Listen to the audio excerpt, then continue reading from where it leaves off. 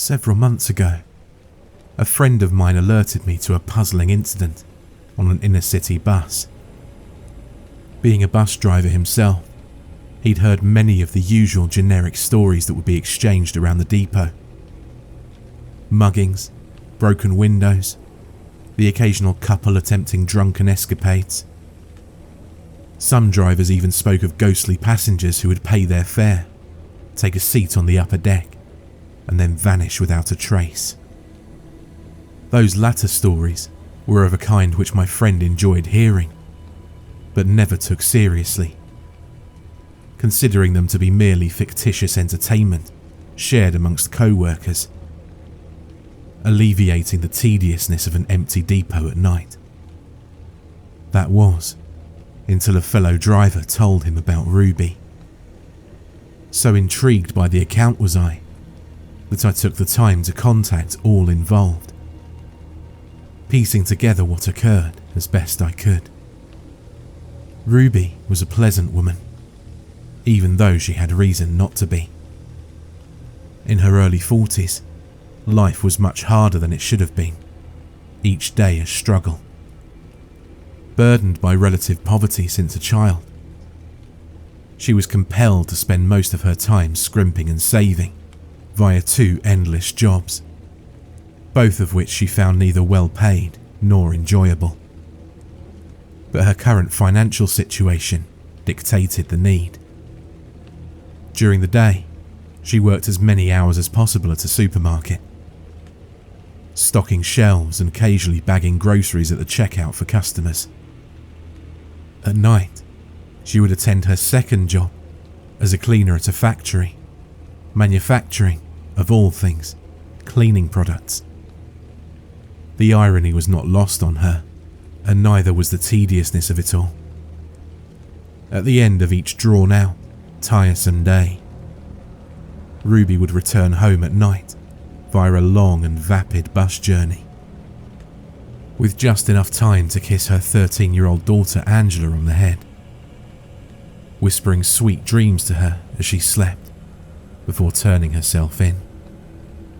This short, private moment of affection was what carried Ruby through her day, as it was for her daughter that she struggled. Angela's father had abandoned her when she was just 2 years old, and with no other family to speak of, at least none who could be relied upon, Ruby was left to work her fingers to the bone every day, clothing and feeding her daughter, while paying for a series of crippling medical bills brought about by the child's severe asthma. She of course did not grudge the situation, for her daughter's condition had improved markedly, and that sentiment meant more to her than any amount of work or hardship ever could. One night, Ruby was asked to work a few extra hours at the factory.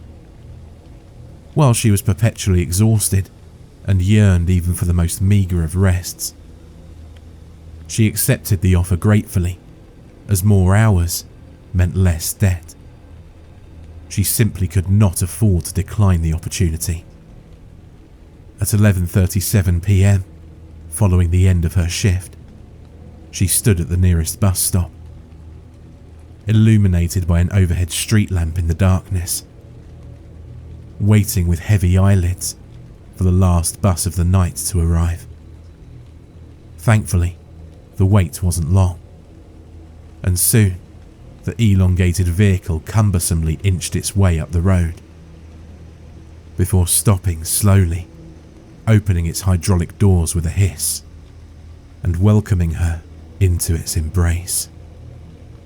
The driver, a balding and irritable man who appeared equally as tired as she did, grumbled for Ruby to pay her fare, which she did after rifling through her handbag for what seemed like an age, finally producing the desired amount of loose change, much to the driver's annoyance.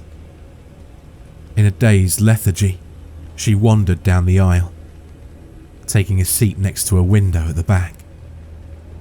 As she prepared herself for the long, boring route home, the vehicle shuddered back into life, pulling away from the pavement as the doors sealed shut. Stumbling with unsure progress on the last leg of its journey for the night.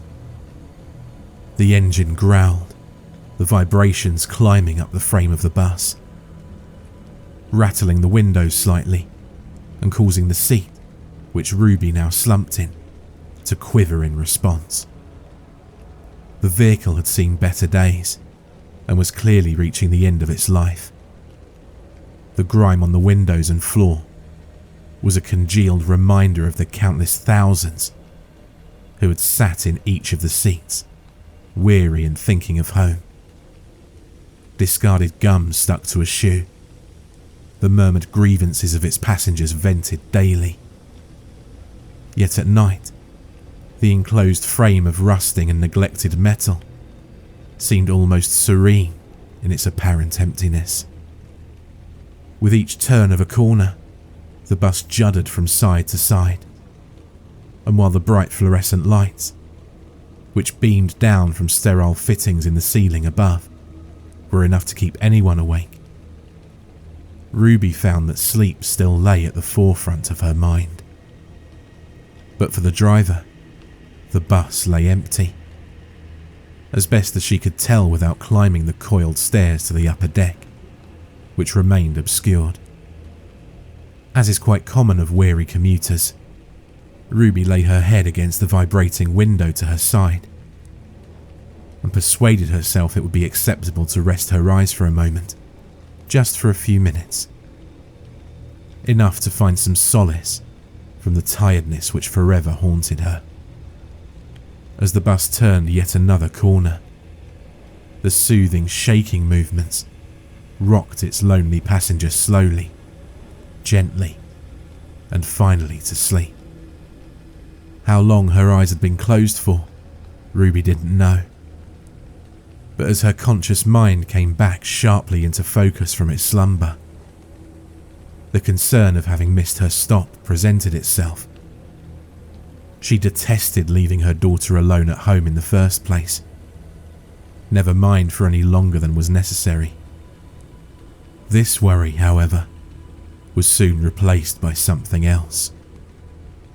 An uncomfortable sensation of personal boundary and social convention broken, of the air displaced by the form of something close.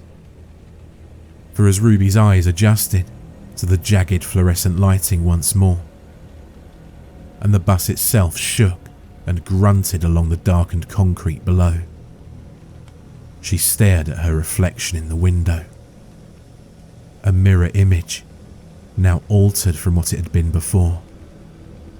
A chill crept up her spine as she viewed the appearance of her own overworked, sleep-deprived and worried features, alongside the strange impression of the person now sitting in the seat next to her. As the city lights flashed by from outside, Ruby stared at the window momentarily, then nonchalantly turned her head to look around, deliberately avoiding staring at the individual beside her. But this only added to the sense of unease. For other than herself, the driver, and the passenger, there was no one else present. This wasn't unusual, as public transport was never that busy at night, except for the weekends. The city quite happily asleep, or readying itself for bed, only to wake in the morning for work. But what concerned her was that a person would choose to sit next to a perfect stranger on an empty bus at night, when they were surrounded by vacant seats. Not wishing to be rude, she continued to gaze at the reflection, as the passenger's appearance captivated her attention. Being unusual somehow, head bowed as if staring at the ground, features obscured by the hood of a dark green jacket. This also added to the peculiarity of the individual, as it was a summer's night, and yet they were clothed as if for winter. For a little while, they sat in silence.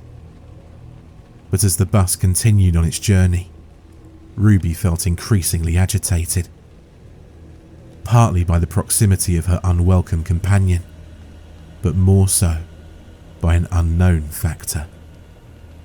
She couldn't truly identify why she was so anxious, but a nervousness had begun to overcome her, and the vocal silence, which proved the only buffer between them, poked and prodded at that sense of discomfort, pulling away at it like a scab. As seats rattled and the floor vibrated with each uneven depression of the road, she peered out of the window once more, attempting to allay her unquestionable yet unexplained trepidation. The street they were currently on was familiar to her, and with a welcome sigh, Ruby realised that she hadn't slept long enough to miss her stop. The sense of relief was enough to momentarily overcome her apprehension, and while caught in a more positive frame of mind, she began to consider simply talking to her unexpected travelling companion, to break the uncomfortable silence of one sitting so close. Slowly, she turned to the passenger. Laying her eyes upon the figure, their appearance was far removed from the distance and unreality of their mirror image. Immediately, Ruby felt frightened, as if staring at someone who should not be. The dark green jacket was dirtied and scuffed in places, accompanied by a damp smell, with a blackened material around the rim of the hood where once a lighter colour had ruled, and it occurred to Ruby that she hadn't seen anything like it for many years. Made from waxed canvas, a raincoat in style, yet seemingly untouched by water for some time. The passenger's gender was a mystery, as what could be made out of his or her features implied neither, yet both. With head still bowed, staring down at the ground, the tip of a nose could be seen, the impression of a chin given, yet nothing more. "It's getting a little cold in here," said Ruby. Half statement, the rest a question. She was surprised herself that the words flowed out of her mouth, but the peculiarity of the situation urged her to break the ice. For conversation is the melody of the mundane. Yet, the passenger did not answer, remaining focused on the floor beneath their feet, the bus shuddering once more as it negotiated the city streets, almost completely devoid of life. A few minutes passed before, anxious at the lack of a reply, Ruby spoke once more, remarking that the driver had seemed a bit grumpier than usual, concluding the observation with a nervously gentle laugh. Yet again, the passenger said nothing. Watching the world pass by outside, she decided that 2 attempts of conversation were quite enough. She would leave him or her alone, and hope the rest of the journey didn't drag too much, as a desire to be away from the strange person sitting beside her grew. Then, a sound. An unnerving noise, one which crawled under the skin of nail upon wood. Turning slowly to face her unwelcome companion once more, she found them staring down at the ground as they'd always been. Yet the sound was coming from that seat. Scratching, tearing.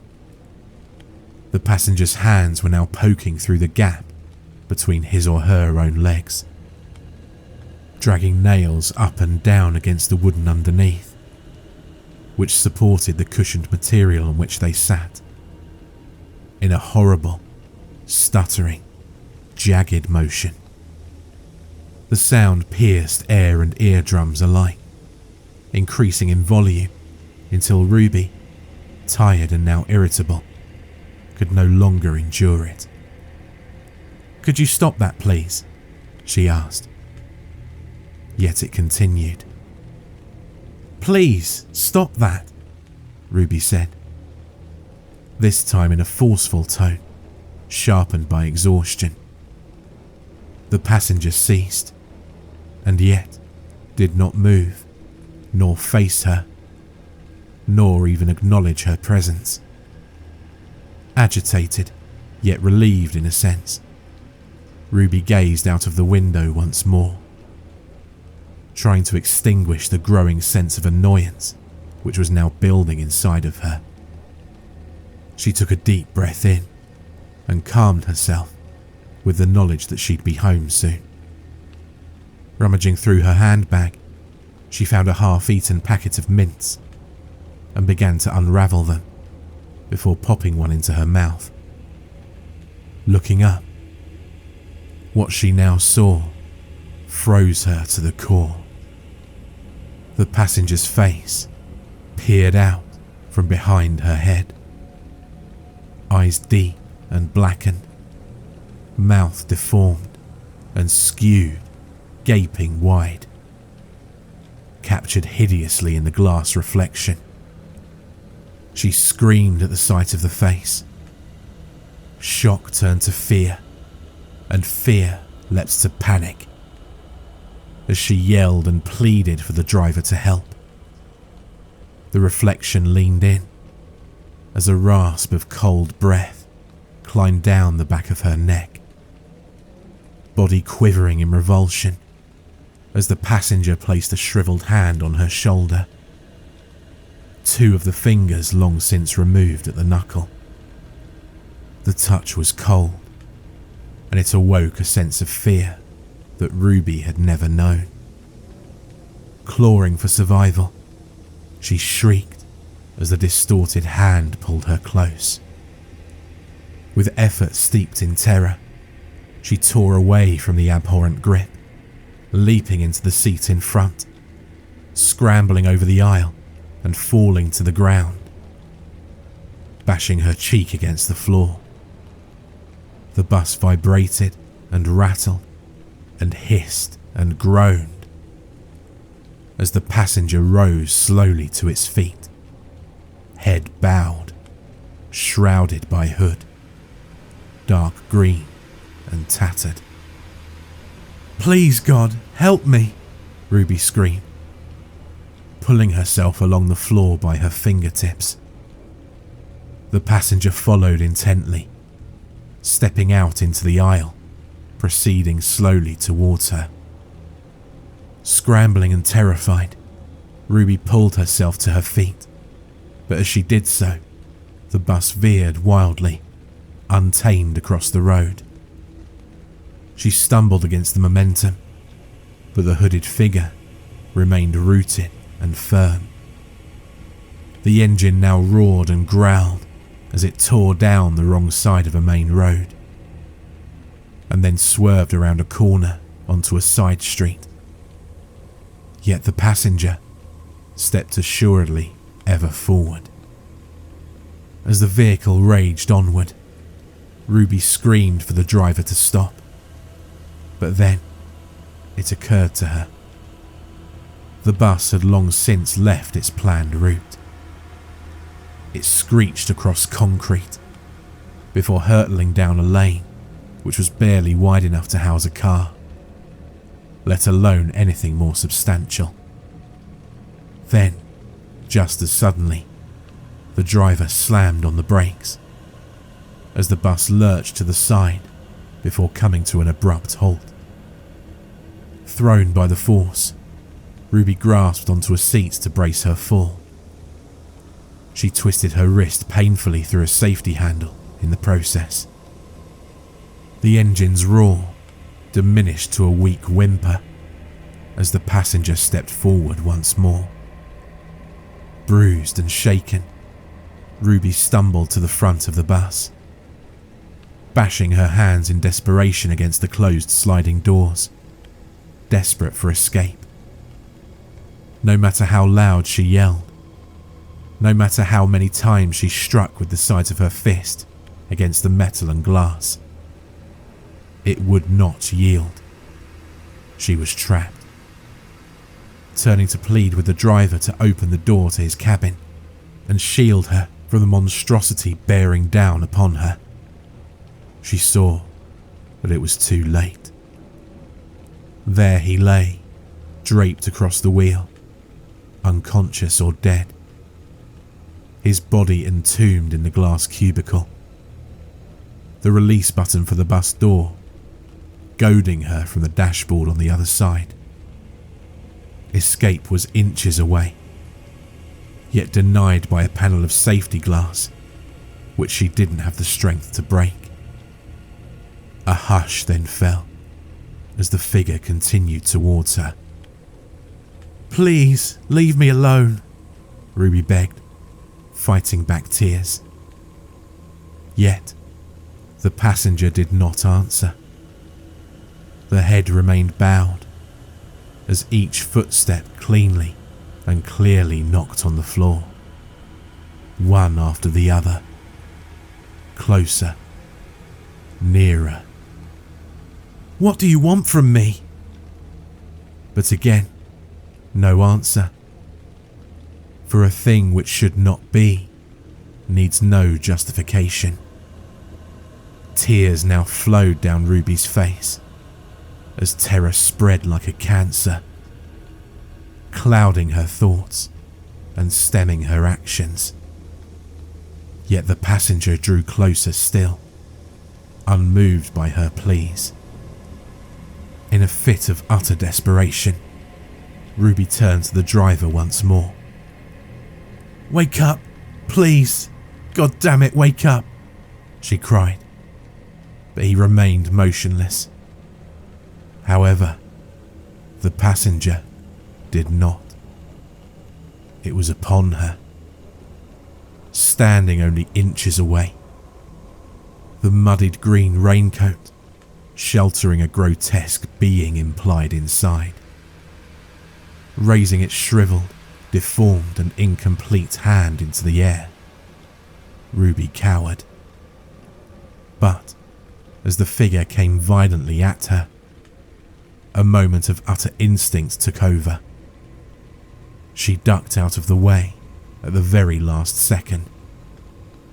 Countless shards of glass rained over her as the passenger's half fist impacted against the driver's cabin with brutal force, shattering the protective shell. Thrust by opportunity, Ruby poked her hand into the cabin, battering the release button next to the driver's head.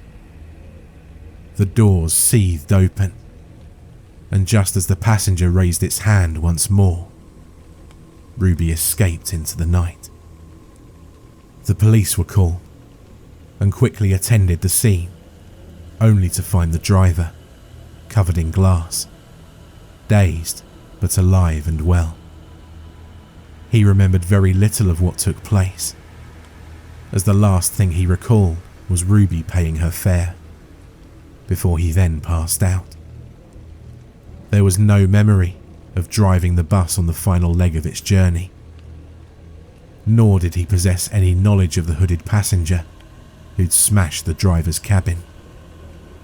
With no small amount of digging on my part, I was able to contact Ruby, who after a little persuasion spoke to me in detail about that night. The entire ordeal had taken its toll upon her, but she was not thankless for the experience. For despite not being on its route, the bus had mysteriously stopped outside of her home. Stricken with terror, she instinctively entered her tiny apartment and locked the door behind her. But before phoning the police, she quickly called for an ambulance. Her daughter had suffered a terrible asthma attack and lay moments from death on the floor. Thankfully, she survived. The police found no evidence of the passenger, no CCTV footage, nor eyewitnesses. It was as if the hooded figure had vanished without a trace. All but for one chilling reminder that it had indeed been there. For at the seat where it had once sat was a message, clawed into the wood underneath. 2 words, which simply read, "Not yet." In Ruby's mind, those words have haunted her more than any hooded figure ever could. For if not yet, when? For more terrifying creepypasta horror stories, check out the playlist or the video on screen.